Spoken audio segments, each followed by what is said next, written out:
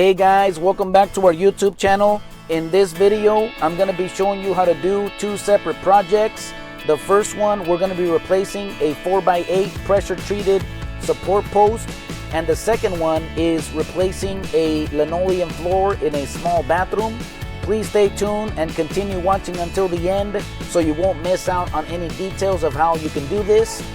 So right here, we're measuring the length of the existing post so we can cut down the new one to match the same size. To support the porch, we're using a hydraulic jack with some lumber that we cut down to size. We lifted it up just a little bit so we can start removing all of the screws. This was actually screwed to the top, the joist hangers, and then also the brackets to the bottom post. But once we removed all of the screws, we were able to wiggle it out and take it out of there, and thankfully with the jack it's helping us to support the post. Now that we took the old one out, we're going to put the new one into place, and we're basically just going to put it into the same area where the old one was. We're going to reutilize the same brackets and screw it into place, and then that's pretty much it. So this process, it can seem a little intimidating and really hard to do, but honestly it's not that bad. I mean, we do this quite a bit, and like I said, we use a jack with some lumber that will help us to support the porch or the structure temporarily, and then we can go ahead and remove the whole beam, and then the new one we just install it into the same area. But this is the results after we replaced this 4x8 pressure treated support beam on an existing porch. And then the next project that we're working on is replacing this linoleum flooring inside of a small bathroom. It has a toilet and then also a little sink pedestal. We have to take those two things out, and we're actually unhooking it, the mounts. There was a little door stopper right there that we had to take out. So you're going to want to take away any obstacles that are in the way, especially since this linoleum flooring, it comes in one whole sheet. But even if you were going to put vinyl planks, you're going to want to remove the toilet, the sink pedestal, just anything that's in the way so it won't obstruct when you start putting in the brand new floor. So before we can put the new linoleum, we're actually going to remove this old material first. As you can see, we just took out the transition between that and the carpet. That will allow us to get to that edge, and then with a screwdriver or with a little spatula you can get underneath it to pry it out. And then after that, it's pretty straightforward. You just basically got to pull it up and out, and then that will get you to the base where then you can install the new linoleum. So right here it has a bunch of glue that's where the old floor was on, and most of the surface is really solid and good. We're gonna remove some of it right here in the edge where it meets with the carpet so we can get a nice starting point. And once we clean this up, scrape all this area out, get it nice and smooth so we have a clean transition, then we're going to be able to apply the new adhesive right there and then continue on with the rest of the floor layout. But this is all the material we took out along the carpet area. We're going to clean up around all of the edges.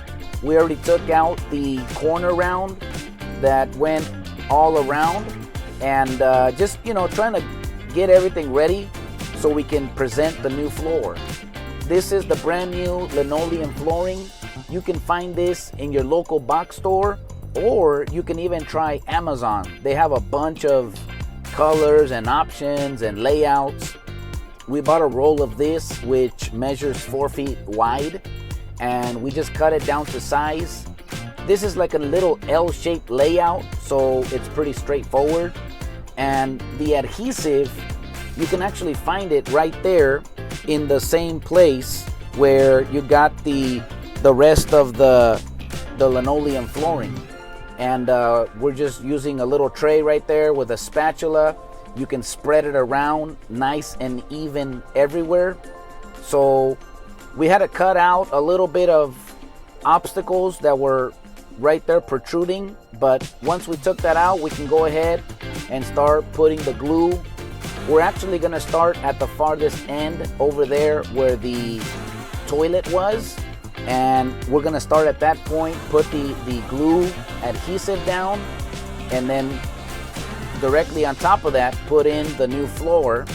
And then as we work our way out, we're going to be spreading this glue very lightly and evenly throughout the entire space. And as you put down the glue, then either you or your helper, they can start, pressing down the new floor little by little until you get all the way to the other edge where we have the carpet. And once you put all this down, then you'll be able to start cutting around all of the edges.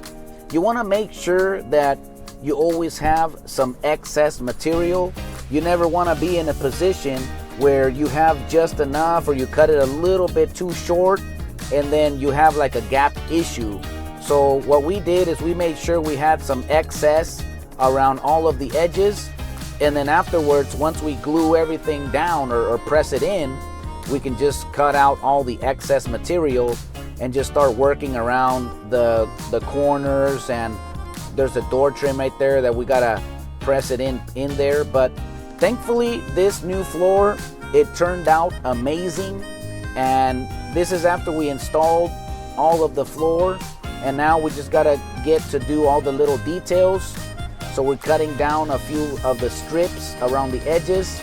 We reinstalled that door stopper, and then right here in this corner, it was a little bit of a tight fit, so we had to remove a little bit more material.